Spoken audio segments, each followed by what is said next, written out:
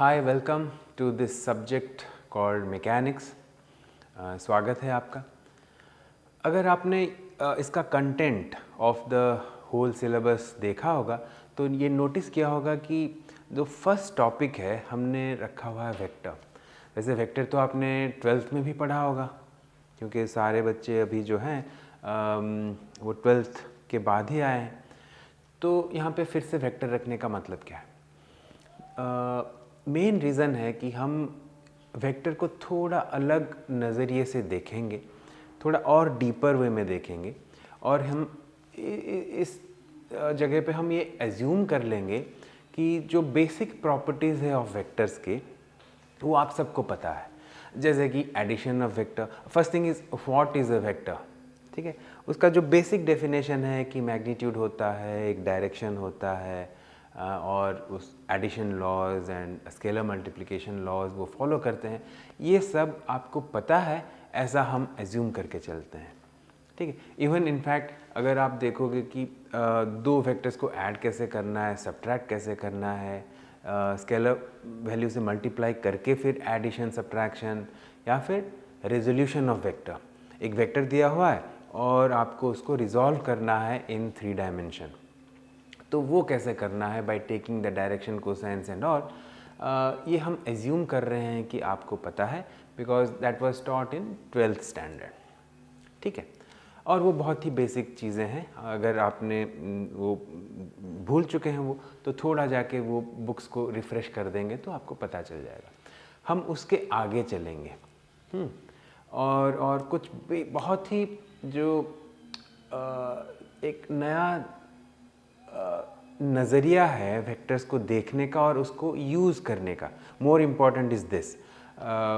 एक तो है कैसे देखना है वेक्टर को, मतलब कैसे, हाउ टू इंटरप्रेट इट, उसके बारे में क्या सोचना है, और मोर इम्पॉर्टेंटली कैसे उसको यूज़ करना है। दैट इज़ अ होल इन ए वे, अगर कॉन्सेप्ट वाइज देखें तो पूरे मैकेनिक्स को हम वेक्टर के नज़र से देखेंगे। हम हर प्रॉब्लम को वेक्टर से सॉल्व करेंगे। So that is why the first chapter we have kept as vectors. ना उसमें और एक या दो इम्पॉर्टेंट चीज़ें हैं जो कि वेक्टर को इतना इम्पॉर्टेंट बनाते हैं, और क्यों वेक्टर को इन ए वे सोल माना गया है, आत्मा जैसे बोलते हैं। तो soul of this mechanics subject अभी वेक्टर को क्यों माना गया है, उसका एक दो रीज़न मैं बता रहा हूँ।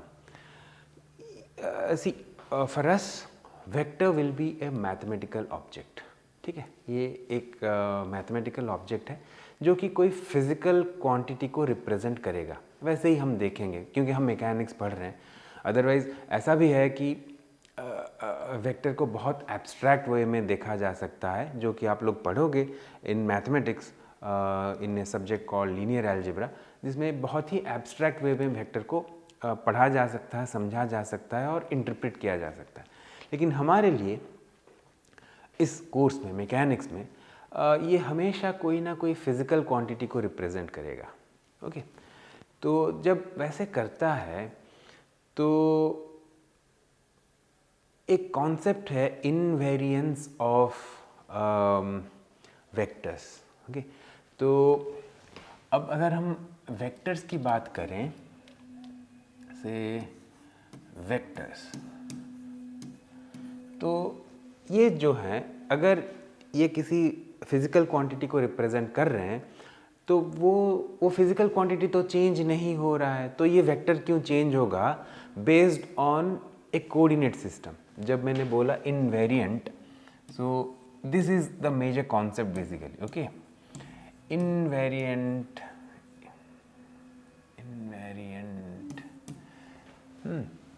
Of with respect to coordinate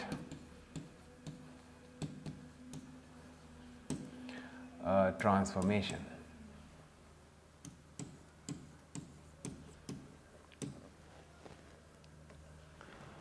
Okay, now इसका मतलब क्या है? Why is it called कि invariant under coordinate transformation, और क्यों ये इतना इम्पॉर्टेंट है? इनफैक्ट ये जो मैथमेटिकल ऑब्जेक्ट है वेक्टर, ये एक स्पेशल केस है of another mathematical object called tensors. Okay, so in fact अगर इसके और एक नीचे जाएं तो आप सबको पता है स्केलर, राइट.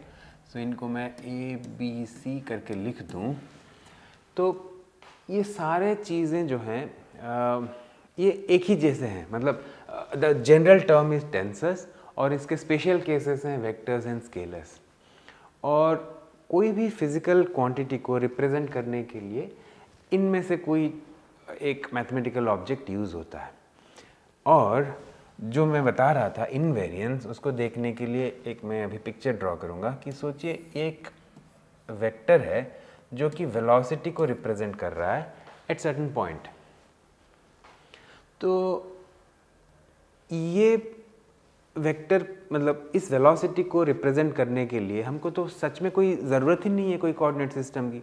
हमने बोला कि अच्छा इस पॉइंट पे वेलोसिटी है इन दिस डायरेक्शन से 3 मीटर पर सेकेंड.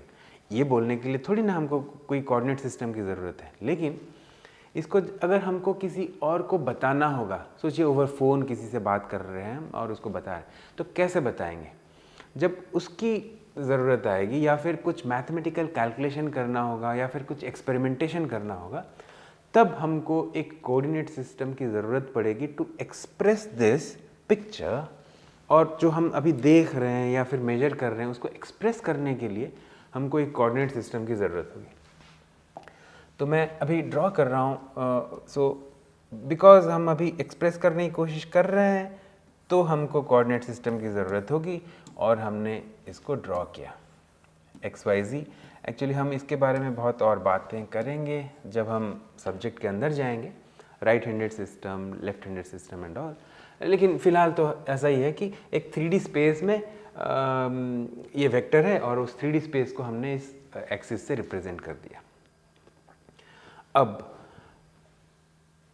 इसका जो एग्जिस्टेंस है, ठीक है, ये थोड़ी ना इस एक्सिस पे डिपेंड करता है या कोऑर्डिनेट सिस्टम पे डिपेंड करता है. ये तो वही है जो है, वेलोसिटी है तो है.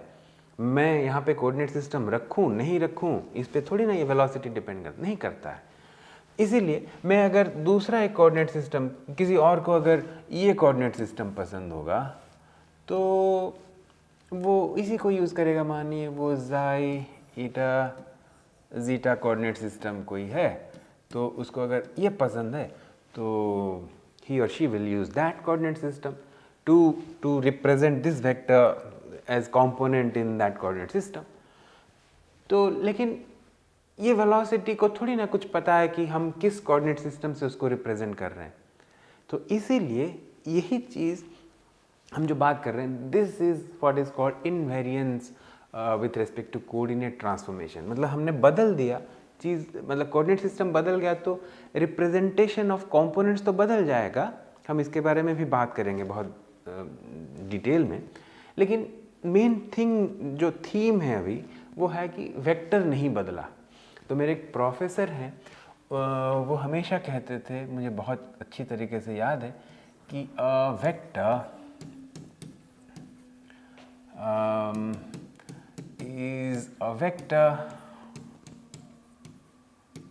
is a vector.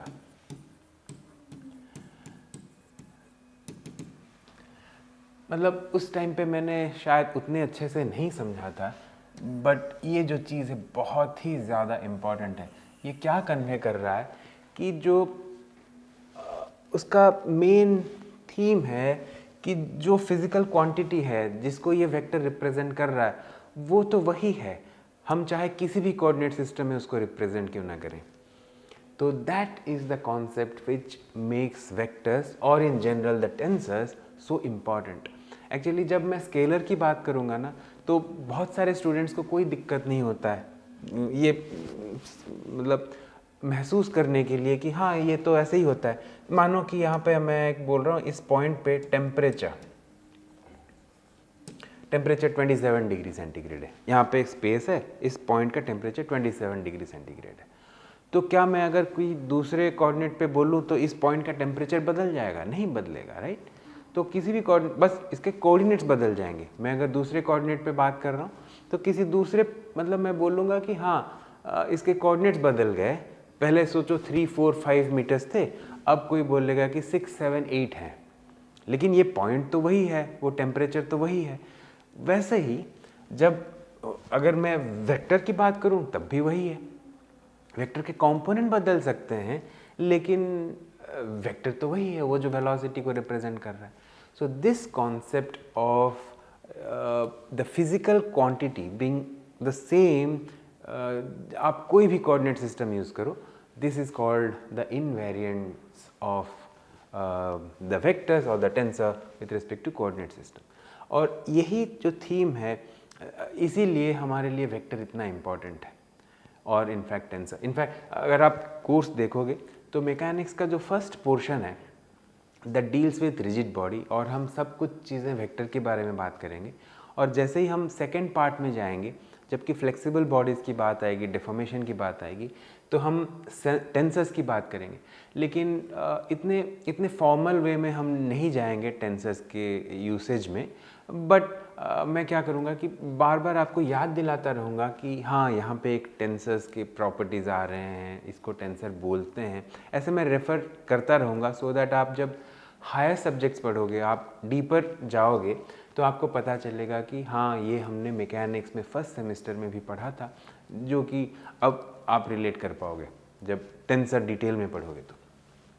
इनफैक्ट जब हम फर्स्ट पार्ट भी देखेंगे और रिजिड बॉडी में मोमेंट ऑफ इनर्शिया पढ़ेंगे, है ना, 3D ऑब्जेक्ट्स के, तब भी ये टेंसर्स वाला कॉन्सेप्ट आएगा, and I will refer to this things जब हम जाएंगे मोमेंट ऑफ इनर्शिया में। ओके, एंड देन देखेंगे कि क्यों वो इतने हेल्पफुल हैं। और एक सेकेंड पॉइंट है जिसकी वजह से हम इसको इतना इम्पोर्टेंस दे रहे हैं, और first in fact it will be having almost like 10 segments in this unit. तो the second reason क्यों इतना important है कि बहुत सारी problems जो हैं वो without resorting to vectors हम solve कर सकते हैं, ठीक है। लेकिन जब vector के form में सोचा जाए तो problem solution काफ़ी easy होता है। तो that is the reason why हमने vector को फर्स्ट 10 सेगमेंट्स में इसको प्लान किया हुआ है डिस्कस करने के लिए। तो that's one of the reason. जैसे आपने जब कॉम्प्लेक्स नंबर पढ़ा तो काफ़ी इजी हो गया, काफ़ी सारे कैलकुलेशंस, राइट।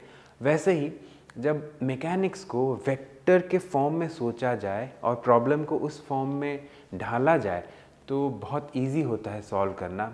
जब कॉम्प्लेक्स प्रॉब्लम होते हैं, ईजियर प्रॉब्लम में आपको पता भी नहीं चलेगा कि मैं वेक्टर क्यों यूज़ करूं।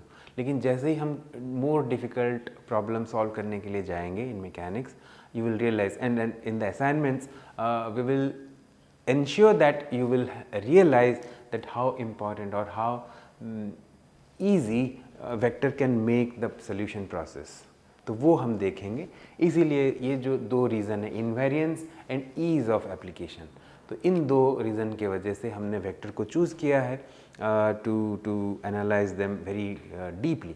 इनफैक्ट उसमें जब हम जाएंगे नॉर्मल, जैसे मैंने पहले ही बोला था, नॉर्मल चीज़ें हम नहीं करेंगे। इट इज़ एज्यूम कि आपको पता है।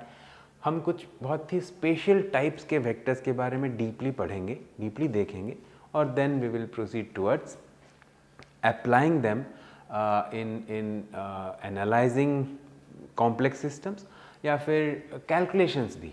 ओके, प्रॉब्लम सॉल्विंग जब कैसे होगा यूजिंग वेक्टर्स, वो हम देखेंगे धीरे धीरे जब आगे बढ़ेंगे इन और डिफरेंट टॉपिक्स। तो ठीक है, तो इस सेगमेंट में यही रखते हैं, फिर नेक्स्ट सेगमेंट में हम मिलेंगे। टू टर्म्स है जिसको हम the initial thing which generally people neglect, one is equality and equivalence of vectors. वहीं से शुरू करेंगे कि वेक्टर का इक्वालिटी कब बोला जाता है, इक्विवेलेंट कब बोला जाता है। दो you must have studied vectors, but ये जो दो डिफरेंस हैं इन दो वर्ड्स में, जनरली वो नेग्लेक्ट किया होता है स्टूडेंट्स ने। तो हम वहीं से शुरू करेंगे। Let's meet in the next segment.